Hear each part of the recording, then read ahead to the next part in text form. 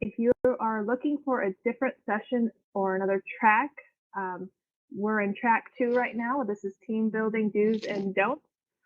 So if you're looking for a different session or another track or anything schedule related, ask your question in the chat box and we'll get you pointed in the right direction. I want to direct everybody to the slide on the screen behind me. Just some housekeeping items to go through. Please keep all mics on mute and reserve questions until the Q&A portion. To zoom in on the main presentation, click on the screen zoom button at the top of your screen.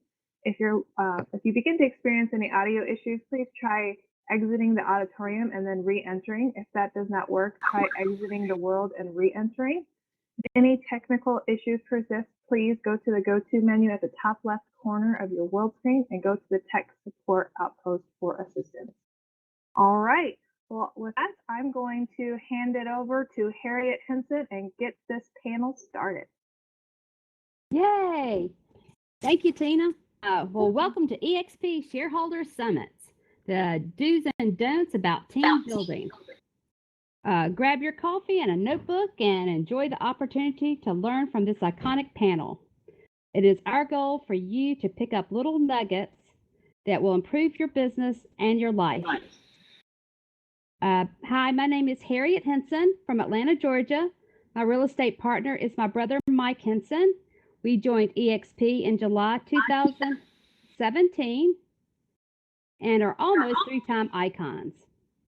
Our website is ilovemyhome.com. Now, it is my honor and delight to welcome to the stage 4 incredible icons: Kyle Bender from North Carolina, Steve McCarthy from California, Wayne Jewell from Ontario, Derek Donatelli from Pennsylvania. Before we get started, with the questions, I'd like each icon to tell us, 1, specifically, where do you sell real estate? 2, how long you've been in real estate and how long with EXP? And 3, how to connect with you on social media, email, or your number, just in case anyone has questions or need more information for anything that comes up today.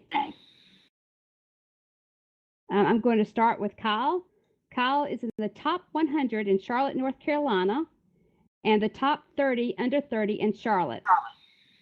Kyle, tell us specifically where you sell real estate, how long you've been in real estate, and how long with EXP, and how to connect with you. What's up, everybody? As Harriet said, I used to be 30 under 30. I'm now 36 years old. That was a little bit old, but it was on our bio still. I'm in Charlotte, North Carolina, which is on the border of South Carolina. So Fort Mill, Indian Land, are some major spots where we sell as well. I've been in real estate for 16 years. I moved from Buffalo, New York, and got to EXP about 6 or 7 months ago. So I'm still having a lot of fun and learning a lot of new things. But I had a independent brokerage that was awesome. I loved it, built this great brand, and EXP was pretty much everything I wanted to grow my company into. So instead of fighting against EXP, it was, let's join EXP and let's just take this thing and run with it. As far as social media goes, we're on Instagram, Facebook. We got some YouTube stuff we're starting. A lot of it's just my name, Kyle Bender. We have Scarlet Property Group is our actual company name if you want to follow us there too. And you can see a lot of fun things that we do as well. Fantastic. If you could just write that in the chat, it'd be great, Kyle. Awesome. Okay. Next is Steve McCarthy from California. Steve works with his wife, Kelly, and has sold over $20 million a year in volume personally. Steve, tell us where you sell real estate, specifically, how long you've been in real estate, and how long with EXP, and how to connect with you. Sure. I appreciate the opportunity to be on here. It's super exciting to be here with everybody this morning. Good morning to you all. I see people from Canada, Florida, Santa Cruz, Carson City, which I lived there for a little bit. My market is a real small town. It is Yuba City, California, which is north of Sacramento. Probably haven't heard of it. I hope you haven't. But I love my place, my little town. So I've been with EXP for a little over 2.5 years. Best decision ever. Anybody? Well, you all know that. You're all sitting in the room. I come from Intero.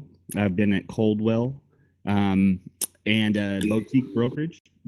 I'm really happy to be part of this right now. This has been the funnest time of real estate for us completely. It's been so nice being able to collaborate with so many wonderful people and be up here. Just like today, the opportunity to share with you guys is something that we just did not have before. So being up here with these amazing agents on the stage and seeing such a high caliber of agents out there. I believe that's Louis German out there right there. There's some killers in the audience too. This is amazing. So happy to be here. Thanks, Harriet. Thank you so much, Steve. Okay, that was great. Wayne, tell us about yourself. Wayne is, I'm sorry. Wayne is has been accomplished icon for 7 months of joining EXP in 2019 and brings with him 7 members.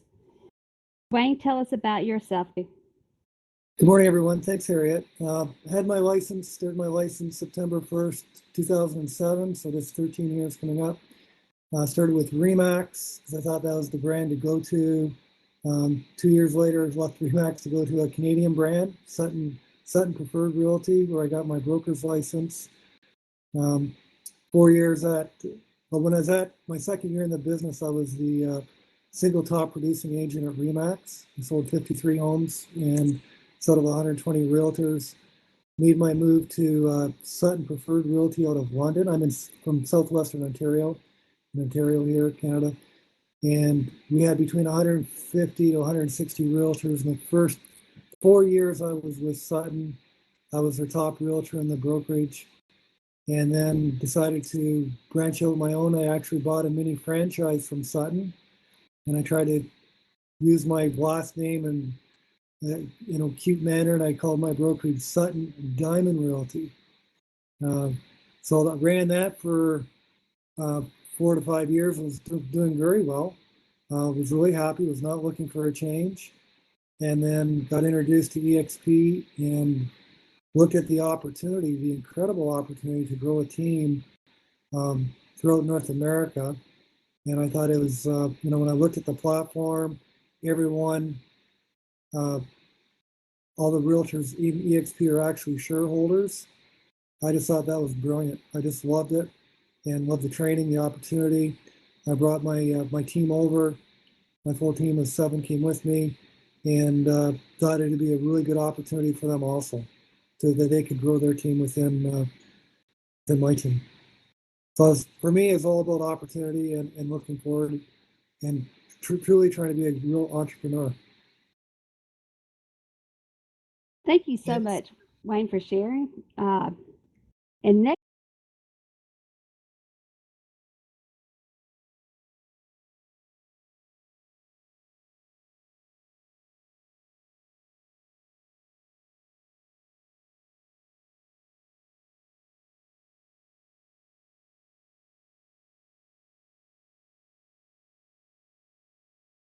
you hear me? Hello? Now we can. I'm sorry. Derek, one of the top real estate agents in Chester County, Pennsylvania. Derek is passionate about selling his entire life. Derek, tell us about yourself. Thanks, Harriet. So I've been in real estate for 3.5 years now. It'll be 2 years full-time in July. I am in the Philadelphia area and cover Philadelphia and the surrounding suburbs.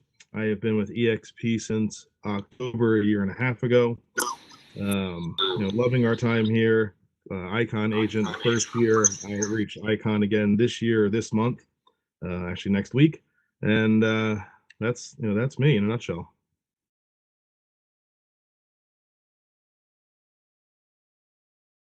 Derek, that's awesome. Okay, well, let's get to the questions. So everybody wants to find out, and if anybody has any questions that they want to ask the panel, please just type it in the chat box, and we'll answer them at the last minutes of the panel. Okay, so tell me something about your team and how many people are on it, and what are your responsibilities? Do you want to start, Kyle? Yeah, can you ask that question one more time? Just my responsibilities personally? I just want to know about your team, how many people are on it, and what is each person's responsibilities? Okay. So our team, we now have 11 people on our team. 4 are admin, I guess what you'd call like the team leader. I do still sell. I still help some buyers and sellers. I have a problem breaking away. I love doing what we do and helping everybody. So when we've got a marketing person in here, we have a listing coordinator, we have an assistant, and then I actually have a COO who basically runs everything and helps me keep everything together. And then we have 7 agents. So 7 I call them partners. I don't call them a buyer's agent or a listing agent. They're just partners. They're realtor partners. They can go out there and buy, sell, do whatever. And that's kind of the quick and skinny of it. We have a goal of selling 65 million this year and 220 homes. That's unbelievable. That's fantastic. What about you, Steve? Okay, so my team, we have 19 people on the team. The team was born out of necessity. I didn't know quite how to help newer agents get up and running. So it wasn't actually like the big team. The goal wasn't to have a big team. I hope you can still hear me. EXP thing just popped up. So my responsibility in the team is mainly lead conversion, and then talking to people, recruiting, and training. And then we don't run admin. My wife runs everything. She's the brains of our operation. She does everything herself. She stays very, very busy, as you can imagine. And we're still in production as well. Oh, that's fantastic. Wayne, what about you? Okay, well, I'm my team has actually shrunk a little bit, my immediate team, since I came over. I came over with 7. One of the team members, one of the salespersons, was new to the business, that just started with me about 4 months before I started with EXP. And I don't think he really had his heart into real estate. He was doing some other work on the sidelines and had some other distractions. And then he was supposed to renew his courses to keep in the business in the fall time, and he failed to do that. So we lost him. And then another team member was turning 65 this year in June, and I knew that she was with me for about 3 years. Great lady. So I knew that she was going to retire this year in June. But when COVID showed up in March, she just decided to take a little bit of early retirement. So my team right now is, got a total of 5. I'm the team leader. We got a full-time assistant. We have 3 other realtors on my team, so 4 realtors in total. My job is the rainmaker. I'm the one who's producing probably 90 to 95% of the leads for the team. Okay.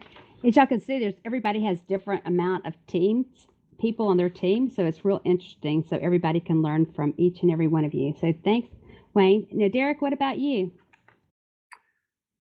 So my team is myself and 4 agents. One of those agents is primarily a showing agent. The other 3 are full-time agents. I also have one title of her title is Director of Operations, and that's Amanda Doherty. She handles all of our transaction coordination, our social media. She organizes events. She does everything in the background for the team. My primary role is to generate business, take the initial lead and pass it on to the team, or run with it myself. So again, we have a smaller team here, but we're on track to do about $35 million in business this year. That's awesome, Derek. Okay, well, thank you. And then also, what people always want to know, what are the advantages of having a team as being a solo agent? Can y'all share with us what you think is the advantage of having a team? Harriet, I'll jump in if you don't mind. Go ahead. For me, honestly, hiring Amanda last year was probably the best move I made. It freed me up to do to sell, basically, where I was having to be the social media person, the transaction coordinator, really do everything on the team. Bringing Amanda in last year just freed me up to take leads, make calls, do the sales related activities that we need to do to continue to grow the business, and focus on operations and a path for the team. That makes sense. What about you, Steve? I think the advantage of having a team for us is it keeps us focused on growing each other. So there's a bunch of us together to lean on, to grow as a team. Like we get to learn from each other, hold each other accountable. We have a bunch of different accountability groups. Some of it not real estate related. So some of us did like 75 hard and lost a bunch of weight. And we have a big bond friendship. So I really like having the team for that. It's just a good way to encourage each other, lift us. And as EXP in our area was relatively new, like 2 years ago, I think there was like 1 or 2 people. Now we're growing and we're affecting change in the association and MLS. We went from being the black sheep and hated to now we're actually pushing for mergers for MLS. We've even got like KV Core. One of our team members we're gonna finally have. We are kind of centered with 3 different MLSs close together, so it's a real pain for us to import all of our leads and our data and all that stuff into KV Core, and we're going to spearhead a new little thing where we'll have all 3 integrated together. That's from one of our team members. It's just it's a good way. We're a nice tight group. It's quite proud of it. I love your collaboration with the team. That is a good reason to have one.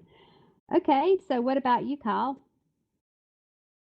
So there was a couple of reasons that I even started the team. One was we just started getting so busy. Like me personally, I didn't want to lose any kind of service to our client. So I ended up bringing in, I think I've messed around enough trying to figure out the right way. And I don't know if there is a right way. It's kind of like, try it and see if it works. And if you're happy and if the other people are happy, great. But I hired the first person I hired was an assistant to help me do everything. I would still stick with that today, but I'd probably hire more assistants because then I just started hiring buyer's agents. And then that's when I started turning them into these realtor partners that I call them. But it gives you as a agent and your other agents on your team. I mean, you want to go on vacation and actually leave your phone? Sure. I mean, is that real? Are we all going to do that? Probably not. But it gives you the ability to say, okay, can somebody do my showings? Can somebody do a closing for me? You just have more backup. And then you have backup in the office too, depending on your team structure and size. But even if you had one person helping, to me, it was a game changer and gave me more balance to my life instead of running a million miles an hour. Well, having balance is a wonderful reason to start a team. Okay, what about you, Wayne? Well, my first team member was my assistant, Benita, and she's absolutely fantastic. She's actually now in her spare time does some training in a real estate board on systems. I was really fortunate to have her. But again, for me, I just didn't want to leave any money or any business on the table. In 2016, I sold 86 homes with a full-time assistant and was just running. Never having any time to myself. So I decided at that time I wanted to start building a team. For me, your productivity goes up.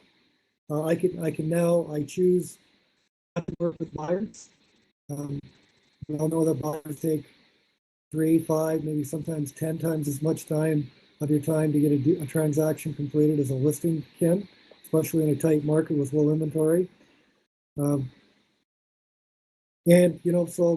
unless it's a really good client or a buyer I choose to work with, I will hand that buyer off to my team members. I choose not to do open houses. So probably in the last 2 to 3 years, I may have done 3 or 4 open houses that I wanted to do, but we have open houses all around the area that my team is doing. It looks like we're doing a great business because every time people drive around, they're seeing these open house signs. with my name on it, but I'm not doing open house. I've got great publicity. I'm not doing home inspections. I'm not writing a lot of offers. So I'm not spending 2 or 3 hours, doing a home inspection on a home. So for me, just an efficient way to synergize and to do more volume, do more business, have more time off. I loved to golf. A couple years ago, I played 86 rounds of golf in 1 year. For me, that's pretty good, considering we can't play golf for about 5 months a year in Canada. So it just gives me more free time to do the things I want and kind of pick and choose what I want to do. And again, for everyone on my team, I have this philosophy that, at the end of the year, for you to stay on my team, it's got to be really positive for my team members. And I believe for all my team members that they can have a better life, make more money, and have better support working and being on my team than being on their own. And I am probably supplying about 90 to 95% of leads for my team. Oh, I love that. That's fantastic. And as everybody can see, that having flexibility and time saver are wonderful advantages of having a team. Now let's get to what is the disadvantages of having a team. Derek, do you want to start? Gladly. I struggle to find a disadvantage, but if I had to choose one, being a sales guy my entire life, I often wonder on leads provided to agents on the team, if it doesn't end up in a closed deal, I always have in the back of my mind, could I have closed that? Is there something that didn't happen? Is our follow-up not where it should be? Are we doing everything we could have done to, convert that client into or opportunity in a closed sale? That's always in the back of my mind, and that's probably my biggest struggle. We pay a decent amount of money monthly for different leads, and if we don't convert, that money is wasted. So that's probably my biggest concern or disadvantage, if you will, of having a team. Always second guessing whether a deal could have been closed if we handled it differently. Yeah, I can see that. Thank you. Steve, what do you think? So ultimately, everything falls on us. So while nothing feels better than an agent that slowly gets better and they start taking off, and you see their lifestyle improve, there's a pride to that, and you feel really good about their lives changing. But then you also have agents, and for us, it's a higher number that aren't quite getting it, or won't take the action, won't show up to training, and real estate's a really hard thing to provide for your family for if you're not doing the things. So that's a pressure that we take home and that we have to live in. And I don't think many people see it, but all of us team leaders, we have to own the responsibility. There's either I have to make a choice and remove them from the team, or I have to find a way to make them succeed. That's a lot of pressure, because their financial situations when they're upset and they're calling you at late at night and stuff. And I like to think that everybody can do it with a little bit of guidance, and so that always falls on me personally. So that it's a hard thing for me to take. Steve, I appreciate that because I feel the same way too. I'm sure all of us do. What about you, Kyle? I will sum it up as quick as I possibly can, but control. We all love control, and when people don't do things the way that we want, I think it was Derek said, kind of like lost money too, because we pay for all these leads. And if the agents aren't following up with them, what's going to happen? Or do you have an ISA? And it brings you all back to kind of the beginning is, okay, well, where do I want to spend money? And then are agents happy? Or do they think that somebody else is getting a pick of the litter? What about your personal referrals that I have friends that I also give to people? And it's just, to me, it's all about control and making sure that the customer service doesn't go down. You want everybody to be just like you. Amen. Love it. Wayne, what about you? Yes, I have to. I agree with the comments that were made just previously. It is disappointing when you give a good lead to a team member and they fumble the ball and they actually drop it. I had someone I live in a small community, about 4,000 or 5,000 people here, got a really good name and really good brand. Had someone call me last year who wanted me to list their home. So I priced it out, felt pretty confident I was going to list their home. And then, but they didn't really want to move forward listing until they had an offer on another property. So I handed that lead over to one of my team members, who I thought would be able to handle this. And he dropped the ball in the fact that he wasn't servicing this guy's needs enough or paying enough attention to him. That within about 6 weeks, and again, I wasn't on top of it as much as I could have been or should have been. That's just when we came on to EXP and we're drinking from the water fountain or the fire hose and everything was going on. And I called, made a phone call back to this guy and he said, I'm sorry, Wayne, but I wasn't very happy with the service I was getting from your team member. So I've enlisted someone else to help me find a home. And I said, well, I could still help you sell your home. Well, I don't think so. So I just know that through the small community that there was probably four deals, four ends that we lost because of my colleague or my team member couldn't follow up with that lead. So that hurts your reputation. You hate to lose those leads. I know if I would have given that to another one of my team members, that she would have taken that and she would have ran with it and we would have scored a touchdown. But again, with my team, I'm trying to share the leads, not 100% equally, but the ones who are really pushing hard, I want to give them, good leads and more leads. But I don't want one or two of my realtors to be super busy, and the third or last year I had 5. So I don't want 2 to be super busy and then 3, not having any work to do. So I try to, when I get the leads, I'll try to share the leads around. So I want everyone to be busy at the same time. But unfortunately, that it does happen, and probably lost $30,000, maybe more, in commissions, maybe 40, between myself and my team member. So that can be disappointing. It's hard to control that. I mean, you have a conversation with the team member. The team member comes back and says, I didn't do very well last year. Didn't make as much money as I could. I'm paying the split. But it's pretty easy to bring a couple of these discussions back up. You get it. You get out of this business what you put into it. That's what I find in most part. Thank you, Wayne. You sure do. Okay, well, in having a team, everybody wants to know is who supplies the leads, and if you supply them, what is the best source for getting your leads? Start with Derek. Sure, no problem. I have several lead sources for our team. We have a buyer lead and a seller lead both through Facebook. We have KV Core set up, leads generating from there. And I also have some Zillow leads for the team. The Zillow leads, which everyone is for or against, it depends what side of the fence you're on.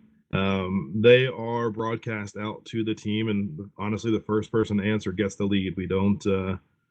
I don't round robin those. I want to make sure it gets answered, so everyone on the team, all 4 of us, do get that call for a hot lead when it comes in. As far as our buyer and seller leads in Facebook, the seller leads actually go into Lion Desk. I've had Lion Desk in place for 3.5 years since I started in this business as an individual. Their drip campaign for what I have set up works very well, and the gentleman I had set that up for me is no longer setting up leads, so I don't want to mess with something that's working very well. The buyer campaign that he set up for me, I did move over to KV Core last year. That is also working very well. We have something set up where it's a page in Facebook for homes in Chester County under $300,000. That thing gets hit 5 to 10 times a day. It's as simple as can be. It's not tagged to the Donatelli group. It is a random page in Facebook for Chester County Homes. That thing, again, gets hit 5 to 10 times a day, so it's 5 to 10 leads a day coming into the team. It's working very well for us. KV Core is running several different campaigns as well, but you guys are mostly familiar with those. Any questions, we can certainly answer those as well as the specifics. Thank you so much. That is awesome. About the Facebook under 300,000 tip. It's a sweet spot in our area. It works well. Oh, that's awesome. Okay, what do you think, Kyle? So we actually, those are great lead sources. Everybody knows there's good leads, bad leads, but I think we just try to get as many as we can. We also do what we call like a Shark Tank, where I have a team text. It's we labeled it business text. All 11 of us are on that, and as soon as a lead comes in, that we have to go in and actually get, like, HomeLight's a big one that we get a ton of leads from. So everybody can just sign up on HomeLight and start getting leads. They used to be better, I feel, than now. There's a lot of other agents in there now. But we would send the text right to that group that says, hey, new lead. And, somebody would say it's mine. And then they jump on it because some people are out showing, some people are doing open houses. You never know what somebody's in. So whoever can get it will take it. That's one of the ways we do Zillow. We do Facebook. I do a lot of sphere of influence stuff. So somebody asked in the group chat earlier, like, why do the agents stay, or why would they be on a team if they're just like us? We've tried to build, and I think we're doing a great job with it, but our marketing goes to all of our sphere of influence. So if anybody on our team closes something, people also that they closed, like if my team member, Katie, who's a rock star, she's great. She's just like me, but she's a chick. So I'm like, hey, she has any closing that year, her people are gonna start getting mail from us, from the team. She doesn't have to worry about that anymore. It's a huge advantage for her and value that she can keep selling while we're sending people things. Going back to some of the lead sources, I did type in there earlier, but we do use Boomtown, and there's leads that we can buy from there. It's like Op City with KV Core. There's a lot of things that you can do to be getting these leads, but the problem that we've seen is the follow-up. You can have a billion leads, but you have to follow up with them, and consistently every day, every week, every month. We have people that have closed. It took us 1.5 years to just sit there and nurture those leads. That's a long time when we want to get paid in 30 days. But you just think like that, how can I keep this team rolling and the pipeline full? That's a great point, Kyle. Follow up. Okay, Wayne, what do you think? We're using, we do a lot of Facebook ads that come in. I'm also getting a lot of, I get a lot of leads coming in from farming. I used to farm like 19,000 homes in the area. And I mail stuff out about 6 or 7 times a year. I've got 3 billboards in the area. We've got a local junior C hockey team. I've got a rink board in there. I sponsor the hockey team. We do a couple free events every year where we rent the arena and we do a free skate on a PA day. So my phone is ringing, and this is what I'm getting quite often, is we see your face all over the place. I don't buy leads. We don't have Zillow in Canada like you have it in the US, or Boomtown, or a lot of these other. I know there's other places where you can buy leads. I have bought leads in the past, but I'm not buying leads anymore. I don't think I need to buy leads. The phone just naturally rings, and we run with the leads when they come in. I'm also fortunate enough, I'm working with a builder here in town. There's a subdivision going up. We've got about 500 new homes coming up in the next 3 to 4 years. On phase 1 out of phase 9, there's only 4 builders that are allowed to build in those homes. So I was fortunate enough to get connected with a great builder who's been in the business for about 20 years. That's creating some great leads for us. And again, we're using Facebook to run leads. I'm getting leads every day on Facebook just for new builds. And on a round robin. I just round robin those leads. When as soon as they come in, I round robin them off to my team members. Okay. Thanks for sharing all that. And also, Derek, you had one more Yeah, lead source you forgot. the one thing I should have mentioned, and we all should take advantage of it, is the referral group in EXP Workplace. It's been fantastic for me. I think this year alone, we've closed 2 deals a month through referrals from other agents at EXP. I am on that all day long and have had great success with it. So again, take advantage of other Icon agents or other EXP agents across the country and across the world that you can, grow your business from. It's been a great resource for us. Thank you for mentioning that. Now, Steve, where do you get your leads from? So just like his, our highest number of leads come from home values, and then the homes under 300,000. That's also just below our average price point in town. That works really good. I got that from Brent Gove not too long ago, who used it on open house signs. A free list of homes under that price point. Those are great. Our best performing leads are probably the Google ad ones. And then we have a bunch of, we do buy Zillow, not the number one spot or anything, not too heavy, but enough to maintain a presence. Those leads, Zillow leads, and then Dave Ramsey leads are the only ones that Kelly and I hold to ourselves. Like they're expensive and conversion drops a lot when it goes out to the team. So those are the only ones that we do personally. The rest of them are all round robin. And they have so long. We're on the KV Core team platform, so they have so long to respond to the leads, or they move on to the next person. Hopefully, like everyone out in the audience is killing it and stuff. When I first started real estate, I thought that was the key to everything, was getting leads. But I think there's something in learning how to work them and spending a little more time on focusing on converting and follow up. Don't overlook that and think that it's the lead quality just sucks. That was a big thing for me. I used to argue with my Zillow guy all the time and tell him, everything from Zillow sucks. It's terrible leads. And he was the one that patiently kind of taught me how to convert. So once I started spending a little more time learning how to convert and actually following up, and not just, once, twice, 3 times, but waiting until they either called the cops or died, then that's when I actually started having more success from it. So it's not always just leads, it's what we're doing with them. I agree. Follow up and conversion are huge once you get the lead. I think we pretty much answered the CRM question of what CRM do you use, and how do you send the leads to your buyer's agent? Is it a round robin or assigned to the first come, first serve? So let's just go over that question really good. I think most of you've answered that on the previous question. So if you'd lead us off, Derek.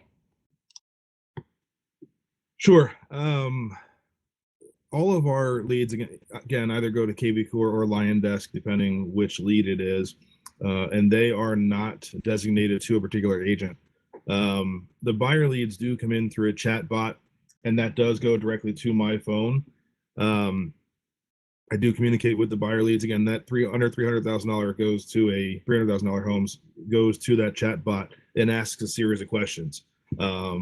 Whether I jump in and respond or not, it goes through a series of 10 questions, and you get a good idea of what the buyer is interested in.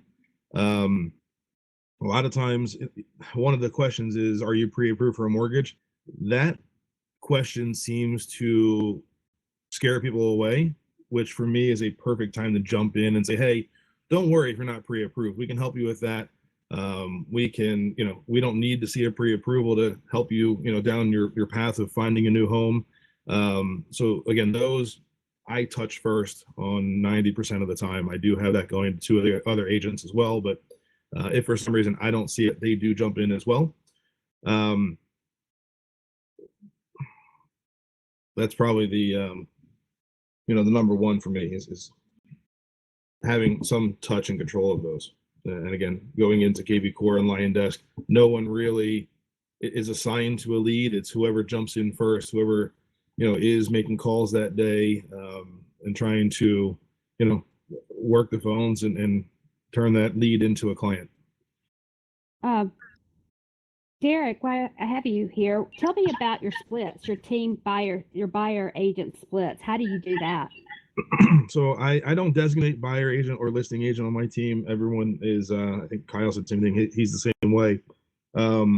Everyone can buy or sell. I do ask that if it is a listing that they do include me on a listing presentation or get me involved at some point in time, just because I'm personally the most experienced on our team with that. Team splits, I've struggled with, frankly. I just restructured the way our team is getting paid, and it's going to be in a tiered format. Right now, I think I pay a higher split. I'm going to see what Kyle and the gang say, and Steve and Wayne, but I start my agents at a 60% split, so 60-40, 60 to the agent, 40 to the team, which I think is high compared to some people, certainly in our areas. And once you achieve a certain level, you move to 65%, and then you can move to 70%. What I do with that is, if they achieve that 70% level, they maintain that through the next year. Okay. So for instance, 2021, they would start with a 70% split versus a 60% split. And yes, that's very high, I know. But it's working for us. So again, it's a tiered system for us, anywhere from 60 to 70%.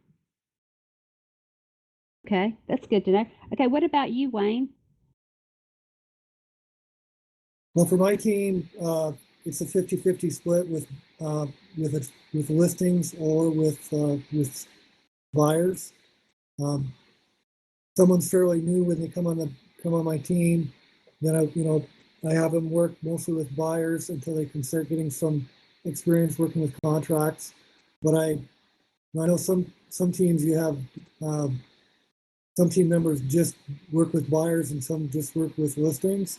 Our team isn't big enough to do that, or our area is not big enough to do that. And I want everyone on our team to be able to do both. And I think when the market's really tight, if you're just only a buyer's agent and you never have an opportunity to take a listing because you're not allowed to on the team, I think it would really discourage some realtors from wanting to be on my team, because it is, in the last 2 years, it's really changed. So we have a 50-50 split. What I've done with, when I came to EXP, all my team members are on a half a split. So for the first 40,000 every calendar year, I change that to a 70-30 split. So they get 70, I get 30. And from their 70, they pay 20 to EXP. Once they gross out 40,000, and it reverts back to a 50-50 for the balance of the year. I pay for, they pay for if there's any additional selling expenses, like a broker fee or anything like that, they pay their percentage on that. But I pay for all the marketing, all the signage, gifts to the clients. They need to pay for, obviously, their car, their phone, their license, their insurance. They pay their own individual monthly EXP fees. But I think it's working out well for everybody. Okay, great. And what CRM do you use? Benita, my assistant, just absolutely loves Top Producer. She's been using it for 10 or 12 years now. She's excellent at it. We are slowly switching over to KV Core. So we're kind of in between KV Core and Top Producer. When the leads come in, they're coming into KV Core. Okay, that's good to know. Steve, what about you? What CRM do you use? I'm sorry. What was that, Harriet? I said, what CRM do you use, and how do you work with your buyers, and what splits are they on? Sure. We do not have buyer agents, listing agents. They list and buy whatever they want to do. And now, before I give this number, because this is about growing a team and stuff, I want to just be 100% fully transparent. I'm the wrong person to model on splits. We are on a 75-25, and we are not profitable, very slightly. So the CRM we use is KV Core, the team platform. That sounds great, 75-25 to the other agent, but I don't think it's a smart move if you're trying to build a team. I was in a room just like this, learning like everybody here yesterday, and Vlad was on stage and Hank Abbott was in there, and they were talking about maybe even 50 being the minimum. Yeah, that sounds to make you more profitable. I agree. Kyle, what do you think? So I've gone round and round and round, everybody. Right now we are still and I did tell you we do use Boomtown still. I've had them for years. It was been a lot to switch your team and an independent brokerage over to EXP. Very doable, but we use Boomtown and we are 50-50 across the board for everybody, for everything. The team itself pays for things like our closing coordinator. We pay for pictures and we pay for videos and we pay for a lot of stuff to show that value. I am throwing the idea around, and it's funny that this question came up, but I just sat down with my COO talking about, do we change any kind of splits as we get team out? Like Katie's going to do $15 million this year in sales herself. That is unbelievable for an agent on a team. So how do we keep her? I mean, I'm thinking we keep her happy because we have a great culture and we try to give her everything that she needs and support. But we are throwing the idea, okay, well, we're going to build a team inside a team now too. That's a whole different topic, is how are we going to do that? But she's still 50-50 on everything until we get to the point where it might be this year, it might be next year. When she hits certain numbers, then we'll start tiering up. Like we talk about, Derek said it's 60-40, and then maybe going up a little bit more to where they're self-sufficient and the team's still doing all the marketing, team's still helping on a lot of things. But when the agent gets to that position, they're going to want more money. So we're trying to think of, okay, well, when we get to this step, what are we going to do next to continue to hold on to these agents that are great for us? Yeah, that's tough. That's tough to, because you want to keep everyone you can, but also you don't want to stunt their growth either. So you want to make sure that you all win together. And I, like you, Kyle, and toy with Boomtown and KV Core. So that's my dilemma also. Okay, when your team does sell a home, does the agent that worked with the client on the team keep up with the clients, or do you? And how do you keep in touch with them?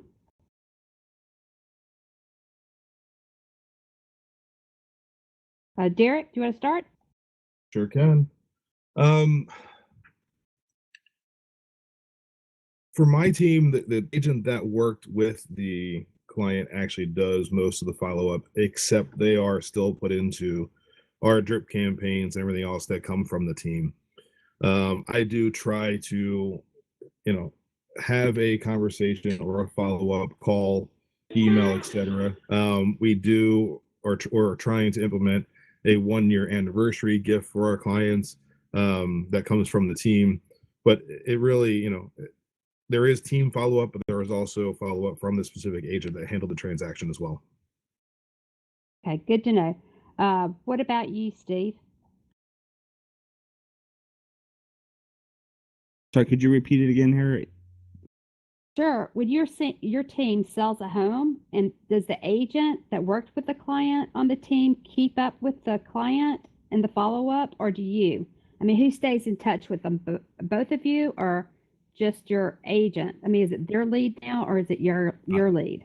Gotcha. Yeah, that is completely theirs. It's their follow-up. It's theirs to talk to, but our team is so extremely young. I don't think many of them have done a transaction for a client twice, yet. So I think the oldest team member that we have is coming up on 2 years. Okay. Thank you. What about you, Kyle? So I kind of touched on this a little bit before, but the company still stays in touch with every client, but it's also the agent's job. I mean, I actually have on my board written behind me, we are a relationship company that happens to sell real estate. Our number one goal is build relationships with people, again, nurture them. I mean, we're not fake, we're real, we're just who we are. If you love us, great. If you don't, I'm sorry. But that's really how I built this company over 16 years, is off this referral stuff. So I know as an agent that I want somebody reaching out to my people all the time that I don't have to think about as an agent. So it's both. Honestly, the answer is both. The company does it and the agent's responsible for it as well, to continue to build that relationship and nurture it. Great. I love it. Wayne, what about you? We, through Top Producer, we're sending out birthday cards to everyone on their birthday, and it's nice because I don't even know when their birthday is. Usually, it's just Benita, my assistant, does that for me or for us. We're sending out anniversary letters through Top Producer. I used to send yearly calendars out to people. I'm just thinking with the demographics now, a lot of people don't. Some people, if they're older, like myself, they like the calendar on the wall, but a lot of people don't use them, or they get, everyone's got, you get 10 of them at Christmas time, so you don't know which one to keep. So the first year I haven't been doing the yearly calendars. We're also try to do like a monthly stat, a video with a monthly stat. We send that out to like 1,500 people. We send that out to on a bomb list video. We're also like once a year, like I mentioned before, we're doing like a free public skate on a PA day where we're calling our past clients and asking them, this is what we're doing, and we're offering this, and we're trying to also donate, ask them to bring donations for the food bank at the same time. We've a couple times where we've rented the theater, and we've invited our past guests for past clients to a movie. Now that's difficult because you've got such a wide range of clients. You've got grandparents, and you got people who've got young kids up to 2, 3, 4 years old. So how do you pick a movie that everyone's going to like, right? Or Right. And the other problem is, how do you pick a time? I mean, pre-COVID, everyone's running 100 miles an hour, and the kids are in everything: baseball, hockey, football, piano, 7 days a week. So you're certainly not going to pick a time that fits for everybody. You're just going to pick a time, and if 100 people, if you book and this has happened to us, you pay for a theater, you got 140 seats you pay for, and 140 people tell you that they're going to come, and 100 show up. So that's how we try to keep in touch with our people. Okay. Thank you so much. Wayne, Kyle, Derek, Steve, y'all have been awesome. Best icons ever. And talking about team do's and don'ts. If we need to wrap this up, so I don't know if anyone has any questions in the audience, but if not, we probably have about 2 minutes. Yeah, I got a question. Shoot. Hello? Yeah, hey, how's everybody doing today? Mike Everhart, and I want to give a special shout out to my homeboy, Kyle Bender, in the North Carolina crew. Kyle, how's it going? I'm the guy that wakes up the North Carolina state meetings. Anyway, Hey, man. My question is this. Maybe I'm not in the right room, but I think I am. I have a referral business. What I do, I have 8 agents. I sell probate. And that's what I do. Is probate is my thing. And I work my leads, I call them, I buy my leads, and then I sit as I get hit, and I get a lot of them in probate, I send them out to my agents. Now I get a 60-40 split on this. But what I'm finding is some of my agents are newbies, and they drop the ball, and it costs me money. I get my leads dirt cheap. But I want to convert. This ain't a game. I'm out here trying to eat. And these guys, I dropped, honestly, at $800, maybe not quite that high, about a $600,000 house right on in Windy Gap on this big, beautiful lake, log cabin. Oh my goodness! And I turned it over and they dropped it. That hurts, and it's a tough pill to swallow. So I need some advice. I think I'm the only person in EXP that has a referral business. But I don't want to take the responsibilities that if Kyle was on my team and he goes ahead and he screws up, now me, Kyle, are responsible for his screw up. And I don't want to be that. Kyle, can you answer real quick? I can try my best, but Mike, really quick, what's the exact question? I'm saying, how do I go ahead and get qualified team members as far as doing referral? I get a lot of feedback, but as far as my 60-40 split, everybody, oh no, it's a referral. You should get 20. Nah, that's not it. you know. But It's I mean, great. what you? Yeah, it's great. We pay 40% referrals, but because I know we're going to have that business again and again, over and over. To get a team member on your team, I mean, maybe shoot me just a direct message, and you and I can chat offline. I don't Yeah, fully okay. understand what you're looking for, and I don't want to lead you the wrong way. And I know that we had to wrap this up. Yeah, I know. Yes, yes, we're doing that. I'm gonna chat about it. Well, How thank you you doing? so much. I Thank mean, you thank so you much, so much. everybody, for everybody coming. And we really appreciate our icons, and y'all have been awesome. And please put your information in the chat box so that everybody can get in touch with you if they need you. And again, we really appreciate it.